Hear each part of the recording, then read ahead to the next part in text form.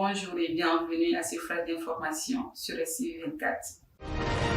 Au Mali, à Ménaka, l'armée malienne a annoncé le week-end avoir tué un chef terroriste et d'aider ses lieutenants au cours d'une opération dans la région de Ménaka. Selon le communiqué de l'état-major, des matériels de guerre ont été saisis et détruits. Ce même week-end, plusieurs autres incidents sécuritaires ont été enregistrés dans le pays, notamment dans la région du Gao. Abidjan, après une première escale au Cap-Vert, le chef de la diplomatie américaine, Anthony Blinken, est arrivé en Côte d'Ivoire le lundi où il a assisté à la rencontre entre la Côte d'Ivoire et la Guinée équatoriale. Lors de la conférence de presse, Anthony Blinken a félicité la Côte d'Ivoire pour son leadership dans la lutte contre le terrorisme et la violence et annoncé un financement de 45 millions de dollars pour la sécurité des pays d'Afrique de l'Ouest.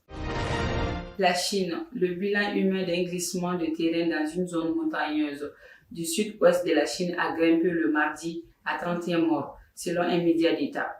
Le drame s'est déroulé le lundi au petit matin dans le village de Liangshui, dans le Yunnan, une province parmi les plus pauvres du pays.